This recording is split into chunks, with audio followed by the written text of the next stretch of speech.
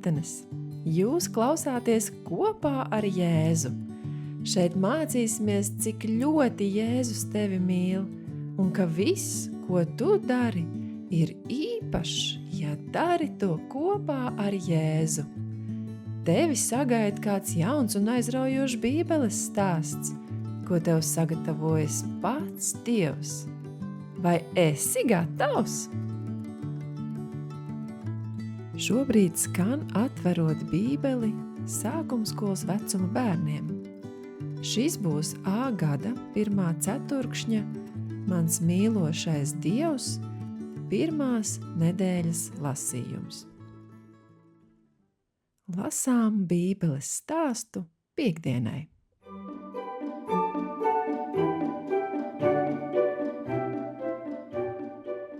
Putni un zivis. Šodien ir pēdējā šīs nedēļas darba diena, piektdiena. Klausīsimies, ko Dievs mums mācīs šodien. Siltā saule norietēja pār zemi un iesākās 5. diena. Ko mūsu radītājs Dievs darīja tālāk? Tad viņa balss atskanēja debesīs. Lai ūdeņos muģēt dzīvu radījumu pulki. Pēkšņi jūra bija daudzu unikālu radību pilna. Zivis peldēja, draiskojās delfīni un dziļajos ūdeņos pārvietojās milzu vaļi.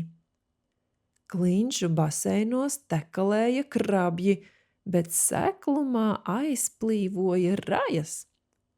Straumēs un ezeros muģēja dzīvība. Kā spilgti oranža taka pāri dīķim aizzibēja zelta zivtiņas. Upēs un ezeros bija daudz grunduļu un šaudījās laši. Bet Dievs vēl nebija pabeidzis 5. dienu. Ko vēl Dievs radīja? Par to lasīsim 1. Mūzus 1. nodaļas 20. panta 2. pusi. Un putni, lai lido pār zemi, pār debes velvi. Dieva balss piepildīja debesis ar putniem. Parādījās planējošie ērgļi, žiglās bezdelīgas un lēnīgās pīles. Daži pacēlās gaisa straumēs augstu virs zemes, bet citi lēkāja kokos no zara uz zaru. Gaiss bija atdzīvojies no putnu balsīm, jo spārnotie radījumi slavēja savu radītāju Dievu. Dievs tos visus ir veidojis un radījis sākot no lielajiem līdz vismazākajiem, no skaistuļiem līdz visvienkāršākajiem, no klusi čiepstošiem līdz skaļākiem. Viņš bija apmierināts ar savu darbu. Viņam patika tas, ko viņš redzēja. Bībele saka, un Dievs redzēja to labu esam.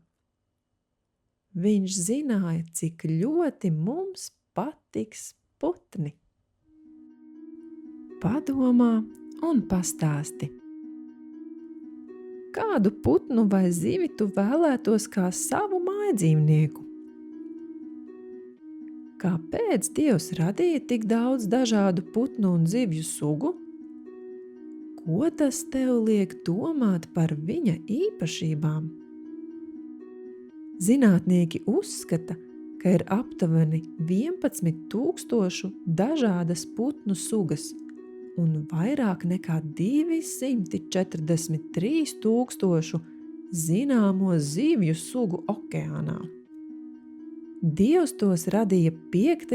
dienā, lai piepildītu mūsu zemi ar dažādību, lai mēs varētu zināt un redzēt, cik pārsteidzošs ir mūsu radītājs Dievs. Šodien, kad norietēs saule, sākas visīpašākā nedēļas diena – sabats. Neaizmirsti, ka tavā grāmatiņā ir īpašas aktivitātes tieši sabatam. Lai tev ar ģimeni jauks laiks lasot un lūdzot šajā sabatā. Noslēgumā tagad dzirdēsim atmiņas panta dziesmu, ko šodien noteikti jau labi zinām. Tiekamies jau atkal nākamnedēļ.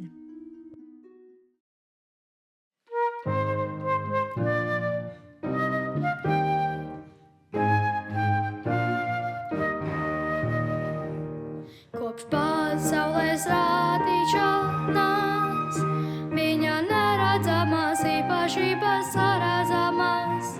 Kopš pasaules radīšanās, viņa neredzamās īpašības saredzamās. Gan viņa spēks, gan dievišķība ir skaidri darbos saredzamās.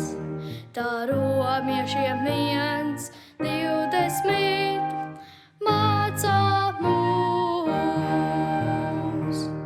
Kopš pasaules radīšanās, viņa neredzamās īpašības saredzamās.